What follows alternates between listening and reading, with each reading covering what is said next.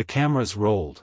The stage, flanked by deep blue drapes and glowing with diplomatic insignia, was set for calm diplomacy, but what unfolded was anything but. Burkina Faso's revolutionary leader, Ibrahím Traoré, rose slowly from his seat at the Global Cooperation Summit in Geneva. Clad in a dark green military jacket, a clenched jaw, and eyes that didn't flinch, he stepped to the microphone. The room, filled with ambassadors, prime ministers, and military brass, tilted into stillness. And then he spoke. Let me be crystal clear. If the United States thinks it can manipulate, destabilize, or divide Africa again, we will not wait. We will bring fire to your doorstep. If you intervene in our soil, we will shatter yours. This is not a warning. It is a promise. A ripple of shock coursed through the auditorium. Reporters dropped their pens. A low gasp escaped a delegate from Germany. The French ambassador whispered into his earpiece. On the American side of the chamber, all eyes turned to one woman, Congresswoman Jasmine Crockett. She sat still, silent, composed, piercing. CNN's live feed lit up. Breaking: African leader threatens U.S. During peace summit. Hashtags erupted on social media, hashtag Traoré declares war, hashtag Geneva shockwave. Jasmine didn't speak. Not yet. She slowly stood, adjusted the cuff of her navy blazer, and walked, not rushed, to the podium. The mic still held Traoré's electricity. She didn't blink. Every camera turned to her. The room held its breath. Her lips parted, just slightly, as she looked directly at Traoré, then scanned the global audience. And then she said one word. History. The tension in the air cracked. And everyone knew, the war Traoré just declared was about to be dissected, not with bombs, but with truth. Perfect. Here's prompt 2 of the story. Live, Traoré declared war, Jasmine spoke the truth. Written in American English, 2,000 to 2,500 characters. Prompt 2, she didn't flinch, she opened the archive. Jasmine Crockett didn't raise her voice. She didn't need to. The weight of history stood behind her, and she knew it. History, she repeated, this time louder, her voice crisp like a gavel strike. Let's talk about what happens when people forget it. Or worse, rewrite it. She turned, gestured behind her, and a giant screen lit up. Satellite footage. Then photos. Then declassified documents. 1960, Congo. Operation Dragon Rouge. 1966, Ghana. Operation Cold Chop. 1971, Uganda.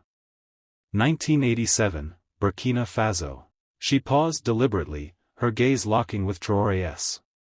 Africa doesn't need a lecture on invasion. We've done that. We've perfected it. But if you're going to declare war with that history in your pocket, then let's not pretend it's about the people. It's about power. The chamber was still, but the screen wasn't. Jasmine continued clicking through decades of American intervention in Africa. But then she pivoted. But let me be clear. I didn't come here to defend empire. I came here to prevent another one. Traoré watched, arms crossed, jaw tight, but she wasn't speaking to him. She was speaking through him. You want to fight us? Then be ready to fight the mothers in Detroit, the farmers in Kansas, the teachers in Oakland, because they'll be the ones paying for it. Not me, not you. There was no shouting, no dramatic music. Just her voice and the sound of a global order trembling under its own silence. And if we're going to declare war, then let's declare war on something that actually deserves it. Climate collapse. Corporate theft. Hunger. She leaned forward just slightly, looked again at Traoré, and said. Don't confuse revolution with retribution. The former builds. The latter burns. Gasps. Whispers. Silence. The live stream didn't blink. Jasmine just rewrote the first chapter of what could have been war. The camera zoomed in, not on Traoré, not on the Senate seal behind him, but on Jasmine Crockett's eyes. They didn't rage. They didn't tremble. They calculated. You speak of tearing down nations, she said, her words sharp, each syllable landing like a drumbeat.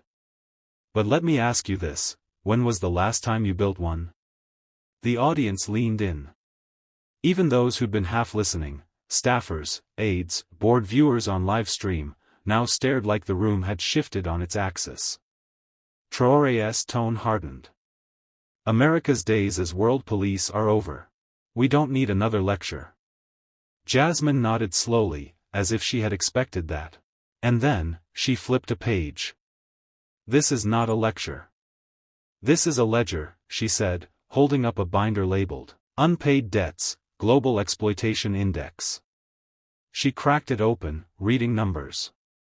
14.2 billion in stolen resources from Burkina Faso's mining fields. 9.6 billion in debt servicing traps.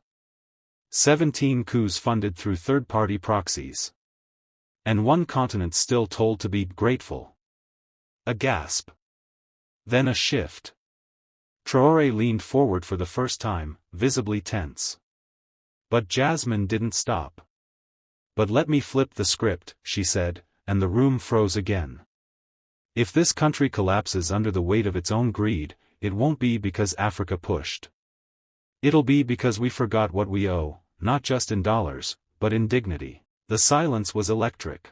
She walked 2 steps forward, not toward him, but toward the camera. Power isn't threats whispered into microphones. It's truth spoken out loud when no one wants to hear it. And then, calmly, she turned back to her seat. She didn't win with noise. She won with clarity. Within seconds of Jasmine's binder slam, diplomatic offices across D.C. lit up like sirens. Phones rang, cables fired.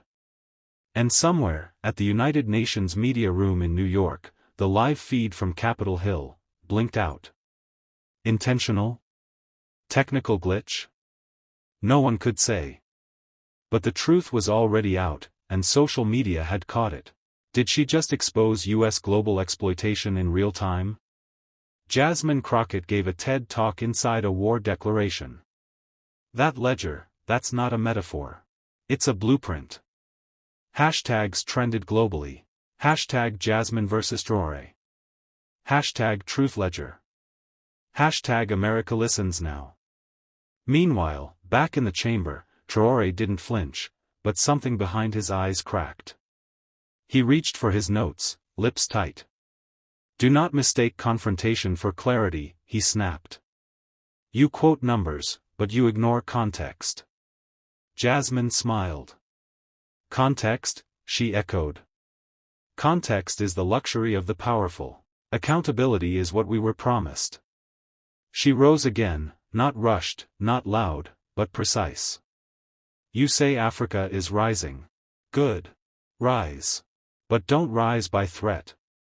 Rise by example. Rise by justice.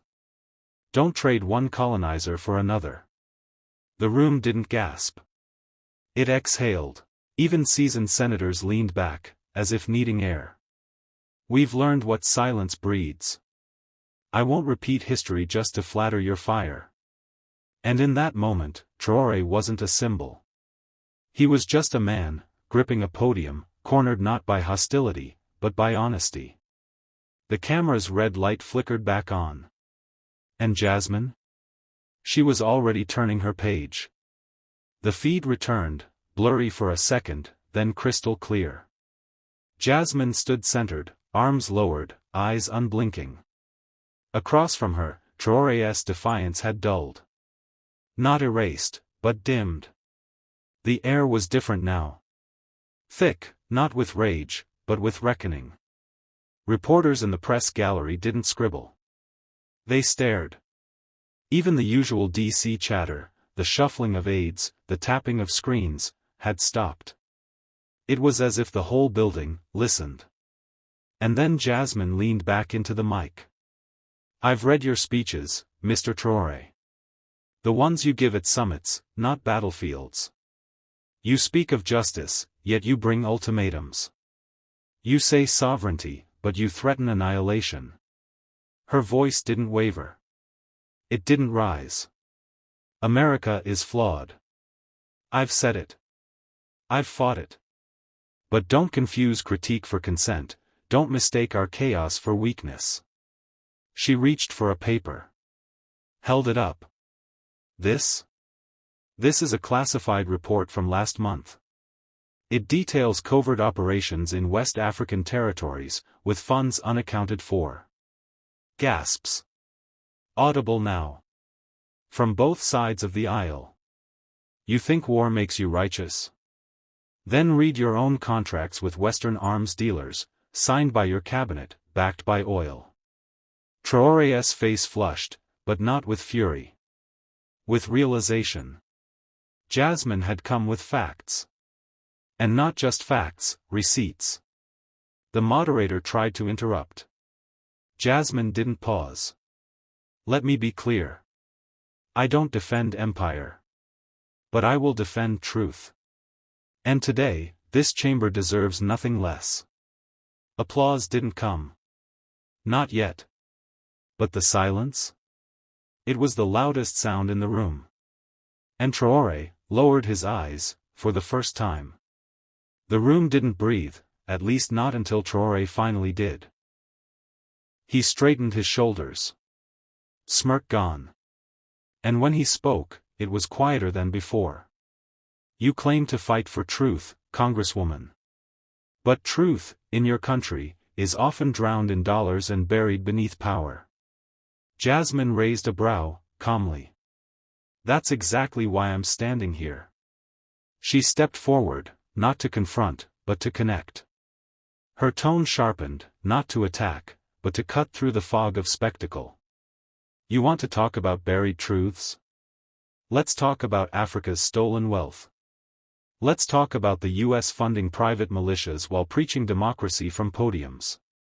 The crowd shifted again. The moderator looked panicked. The producer behind the glass waved a wrap it up signal. Jasmine didn't flinch. She laid down the second folder, thicker, heavier. Here are the names of every U.S. contractor operating illegally in Mali, Burkina Faso, and Niger. Blackwater rebranded, shell subsidiaries, ghost NGOs, funded through humanitarian aid pipelines. All of them linked. All of them paid. Quietly. By us. She turned to the camera now. Direct. Intentional. If America is going to show up in Africa, it better not be in the shadows. Because this time, you're not just dealing with dictators. You're dealing with a generation that reads, investigates, and doesn't forget.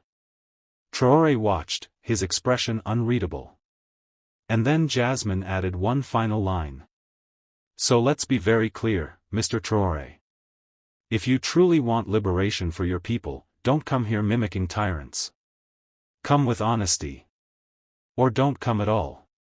The audience behind the cameras stirred. A wave of murmurs broke loose. And for the first time, the show's producers didn't cut to commercial. The silence after Jasmine's last words didn't linger, it echoed. Not just in the studio, but across the internet. Clips were already being clipped. Journalists were already typing. And the comments section beneath the live stream? It exploded. Wait, did she just name-drop Blackwater? She pulled receipts on live TV. Jasmine Crockett didn't just clap back. She shut it all down. Traoré looked as if the room had suddenly turned into a courtroom. And Jasmine was now the judge, the jury, and the evidence. He leaned forward, eyes narrowed. You speak with conviction. But are you willing to speak with consequence? Jasmine didn't hesitate. Already have. Every day I step on that house floor, I speak knowing full well the backlash I invite. But let me ask you, Mr. Traoré, do your own people have the freedom to speak back to you? Boom. That landed. Hard. Even the moderator took a sharp breath. Jasmine turned back to the audience, not the cameras, the people. You don't have to be an American to understand this. Power that fears questions is power that fears the people. She glanced back at Traoré. And power that fears the people, eventually falls. For a moment, even Traoré had no answer. He looked not just challenged, but outflanked. Like a man who brought a sword to a courtroom and realized the law still carries weight. One of the panelists, stunned, muttered off mic. She flipped the interview into an indictment. But Jasmine didn't gloat. She simply stood there, confident, unshaken, and already ready for the next question. Because this wasn't about her. This was about every nation that had ever been exploited. And every person still brave enough to say enough. The camera panned out. No more close-ups. No more distractions. Just a wide-angle view of a table that suddenly felt too small to hold what was happening. Jasmine Crockett had stopped being just a congresswoman. In that moment, she became a movement. The moderator, visibly rattled, finally found his voice. Let's refocus. Mr. Traoré, your comments earlier suggested that America's presence in Africa is an act of war. Do you still stand by that? Traoré straightened his jacket. What I said was that any nation who manipulates another for economic gain, for control, for resources, has already declared war in silence. I just gave the silence a name. The audience didn't clap. They didn't gasp. They waited. Because they knew, Jasmine was still holding the mic. And she raised it. You claim to speak for liberation, Mr. Traoré. But what you're doing is replacing one empire with another. We don't need new tyrants, we need new systems. A quiet rolled through the studio. Someone whispered, say that again. But Jasmine wasn't done. And let me be clear. The US isn't blameless. We've had our hands in too many places we shouldn't. But accountability starts with speaking the truth, not weaponizing it. The camera cut to Traoré. He opened his mouth, but Jasmine kept going. This world is tired of power games. We're tired of men turning microphones into swords. Tired of leaders who yell for change but silence dissent. And then, you say America's declared war? Fine. But I declare conscience. And I'll fight with truth, every damn time. Silence. Real silence. The kind that vibrates in your chest. The kind that doesn't ask for applause. Because it's already echoing where applause can't reach. The lights didn't change. The set didn't shake. But something real had moved, and everyone in the studio felt it.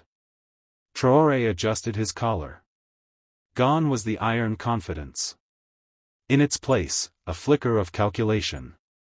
Congresswoman, he said slowly, you speak of conscience as if it can feed the hungry or stop bombs from falling. I live in a world where speeches don't rebuild cities. Jasmine didn't flinch. She leaned forward. And I live in a country where weapons don't rebuild trust. The moderator held his breath. Every eye, every camera, every heartbeat locked on her. You say my truth won't rebuild cities. But your revenge? It'll just leave more of them in rubble. She turned toward the audience. This isn't about who yells louder. It's about who listens better. And if America wants to lead again, it has to listen, not just dictate. A single clap broke out. Then another. Then the room roared, not in chaos, but in clarity.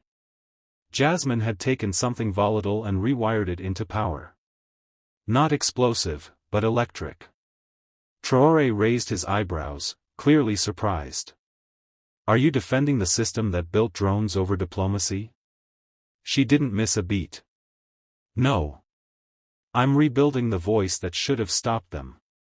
The air shifted again. And suddenly, for the first time in that entire broadcast, Traoré was the one on defense.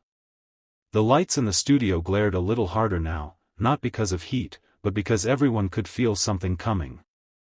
Something final. Something sharp. The host tried to wrap up the segment, glancing nervously at producers behind the camera. But Jasmine wasn't done. "Let me say this, clearly and for history," she said, voice steady. "This moment isn't about Burkina Faso or the United States. This moment is about who gets to speak without fear, and who never had that luxury to begin with." Traoré's jaw clenched. He looked like a man who expected to win an argument but walked into a reckoning instead. "You think the American empire is eternal?" she continued. "Ask the children in Gaza. Ask the mothers in Sudan. Empires fall, not when enemies rise, but when truth becomes louder than power." The audience had gone silent again. But it wasn't shock anymore. It was reverence. Traoré leaned back in his chair, not defeated, but disarmed. His bravado had evaporated into something humbler. Almost reflective. "Then I suppose," he said, softer now, "your revolution begins with words?" "No," Jasmine said, standing. "It begins with truth. And it ends with accountability." She didn't look at him again. She turned to the crowd. "If you're tired of being ruled by fear, speak up. If you're tired of watching lies get televised, show up. And if you're done waiting for someone to fix it, stand up." The crowd rose with her. The segment ended not with applause, but with something more dangerous, and there it was. Not just a debate. Not just another segment lost in the 24-hour news cycle. But a moment. A moment where the illusion of power cracked, where a president's threats met a congresswoman's truth, and the crowd didn't cheer. They rose. In that studio, Jasmine Crockett didn't just challenge Ibrahím Traoré. She challenged the silence that's allowed injustice to echo for far too long. And while Traoré spoke of wars and empires, Jasmine reminded us. Revolutions begin when someone dares to speak, even when they're not supposed to. If you felt that moment, if it hit you like it hit that room, don't scroll away. Because what starts with one voice ends with millions. Stay loud. Stay awake. Stay with us.